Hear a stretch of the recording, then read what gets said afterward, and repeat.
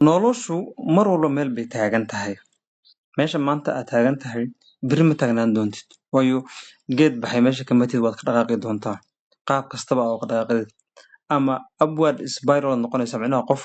jaranjarta kor u fuulay noqonaysaa, ama waxaad noqonaysaa qof jaranjarta gadaal lagu soo dogaayo. Markaan ku dhahayo jaranjarta gadaal lagu soo dogaysaa, xumaan kama muuqato meeshaas, umana malaynayo in qof micnaha hal meel taagnaanay inuu adduunkan ka jiro. Qof walba waxa weeye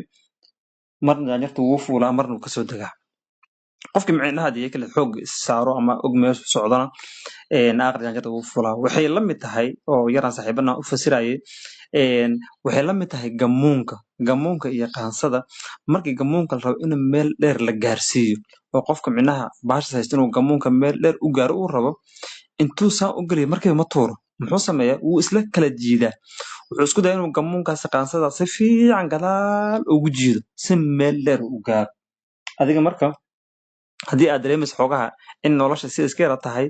boqolkiiba 90 waxaad u badan tahay inaad tahay gamuunkii oo waxa weeye meel dheer gaari doonto. Marka marna ha ka niyad jabin midaas. Taas motivation igama waxaan rabaa inaan ku siiyo in micnaha aad wax iga faa'iidaan rabaa, micnaha wixii ay guuxayo.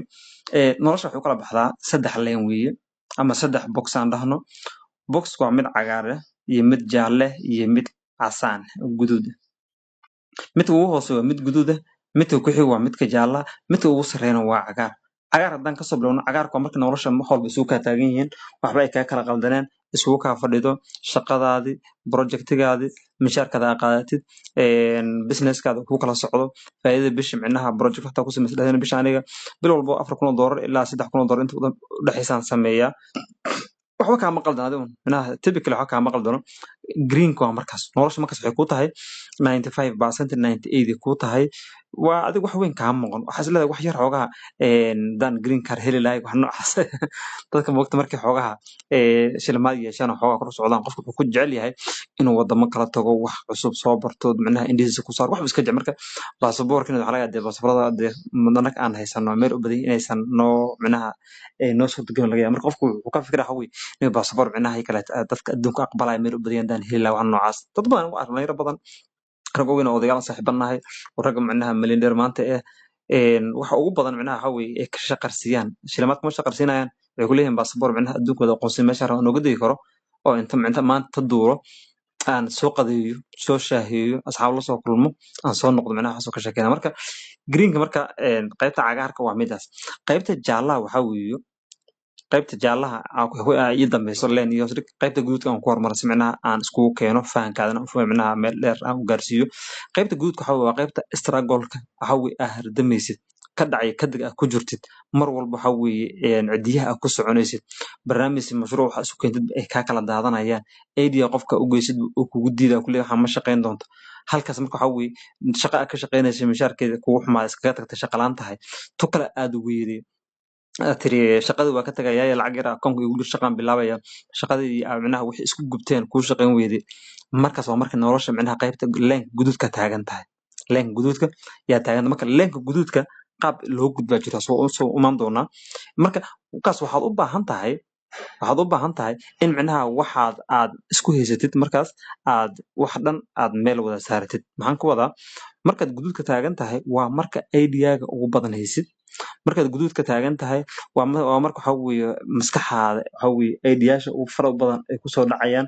Marka guduudka taagan tahay waa marka waxa weeye meel walba aad fiirisid ay kaaga soo horbaxayso fursad. Marka laakiinse micnaha meelaha kala taagan tahay tusaale ahaan marka yellow haddaan u imaado, yellow waxa weeye mishaar aad qaadataa way ku yara fadhidaa, laakiinse green-na maad gaarin, micnaha meesha rabtid maad gaarin, wax baa kaa kala dhiman. green casaankana waa kasoo tagtay oo nin maanta micnaha waxa weeye quutul yawmi wax iska fikiraa ma tihid, xoogaha way isugu kaa fadhidaa, laakiin sidaa rabtid aslanba midna kuma noqon. Marka taas marka waa midda yellow aad taagan tahay. Yellow-gana waa midda ugu xun weeye, waayo qofka markuu yellow taagan yahay waxba iskuma dayo, idea ma generate gareeyo, maskaxdiisa micnaha struggle ma samaynayso, maskaxda ma shaqaynayso, meel walba uu fiiriyo fursad ogama muuqanayso. Wuxuu leeyahay wow micnaha waxa weeye mishaarkaada iyo shaqadaada ha iska haleynin. Yellow waa midda ugu xun oo qofka aslanba uu ku jiro. Markan ku dhacaya yellow waa midda ugu xun oo qof uu soo galo. marka guduudkaas iyo cagaarka micnaha dee waxa weeye gaarninkiisa waqti u baahan qof hadda cagaarkaas joogo wuxuu mar walba wuxuu baa micnaha inuu istiraatiiji iyo shaqadiisi wixiisi micnaha ee oga maaranto ku fikiraya laakiin markaad yelowga joogto waa meesha ugu xun yelowguna waa meesha dhalinyarada meel ugu badan tahay ay ku jirto oo qofku micnaha is leeyahay ani minshaaraan qaataa wax yara iyara fadhiyaan iniyo wii kaleeta waxyaalaha noocaasna aniga ma rabo marka waxaan rabaa marka inaad sideen ku ogaan karaa iyo sideen oga bixi karaa ma rabo inaan kaaga tago micnaha adigoo meel dhex taagan ama ay kaleete oo wixii aanan kaa dhadhicin haddaan ka hadalno sidee ku ogaan kartaa waxaa ku ogaan kartaa marka waxaa weeye haddaad yeelo inaad ku jirto saad ku ogaatid waxaa weeye waxaad ku ogaan kartaa hadduu qof kuu keena ra'yi idea business idea kuu keeno business ideagaas haddii micnaha qofkaas aadan ka hoos qaadin aslan micnaha wax soconay uusan kula ahayn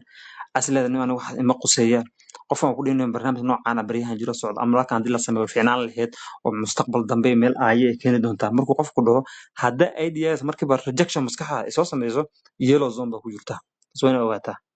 taas micnaha ma dhegeysanaysid qof kale wuxuu ku keenaa investment barnaamij wuxuu leeyahay meeshaan intaas kun oo doolar u baahan tahay qofna intaas u haystaa intaas ku darsan kartaa lacaga bank ugu jirto laakiin waxaa isleedahay lacagtaas haddaad micnaha investment ku sameysid ama kaa kala halowdaa ama meesha shaqeey weyda micnaha negativity weligaa negative ka fikiraysaa waayo waxaadan micnaha kaa dhadhacsaneen ganacsiga mar walba inuu riski la qaata yahay riski minimas waa lagu sameeyaa laakiin wax ugu horey la qaato waxaa waa riski mar gadaal dambe micnaha saad uga hagaajin kartid saad isku maamuleeda goyn laakiin horta qaadashada stepka ugu horey waa qaadashada marka haddii investment qof kuu keena aad ka washaacdid aad ka labalabaysid dhahday no aniga micnaha aniga waxaan ka cabsanaa meesha inay khasaare noqoto micnaha marka kuma dhahayo hadduu ADA-ga fake yahay ha tuurin kuma dhahayo laakiin ADA fake adigu mar walba waa iska tuuraysaa cid ADA fake qaadan ma lahan ADA fake qaadanaysa ma lahan laakiin hadda intaad isku aragtid waxaa taagantahay meesha yeelow okay saa uga bixi kartaa marka waxa uga bixi waxaa weeye marka hore horta xisaab ma samaysay alaa bil waxa micnaha shaqada ku jirta ka shaqaysid markii quutiyomkaadii waxa aad meel saartid maxaa kuu soo baxo wax meel ma dhigata wixii kuu soo baxo wax meel aad dhigata ma yihiin oo saving aslan ma leedahay savingkaas micnaha ma yahay mid maanta xataa haddaad shaqadaada weysid 3 bilood 6 bilood ha socoto mid aad ku noolaan karta may hadduusan ahayn waa inaad micnaha wada raastaa u baahan tahay halkaas kuma sii anfacayso aniga micnaha waxaa weye negative kuma rajaynayo laakiin reality aan kala hadlaya fahmaysaa reality waxaan kala hadlaya reality haddii marka isku aragtid adigoo micnaha barnaamijkaas ku dhex taagan savingkaadana micnaha meel kusii gaarsiinayeen waxaad u baahan tahay inaad fadhiga ka kacdid waxaa kaloo u baahan tahay si aad uga baxdid waa inaad extension ku samaysaa waqtiga aad micnaha shaqaynaysid iyo wax isku fiiri extension ku samee cabir 3 sano soo socdo 5 sano soo socoto kambaniga aan ka shaqaynayo shaqadan ku jiro businesskan ka shaqeynayo xaggee gaari kartaa waa inaad micnaha isfiirisaa the long term waa inaad sameysaa projection wax la yirahdo if condition hadday sidaas dhacda ka waran waa inaad micnaha su-aalo ka jawaab kartaa dhihi kartaa if haddii waxaas dhacaan if macashan hadday bankruptcy ay noqoto if haddii hawshan dhacdo bal ka waran wax dhan waa inaad ka wada fikir kartaa dhammaan markaa ka wada fikirtid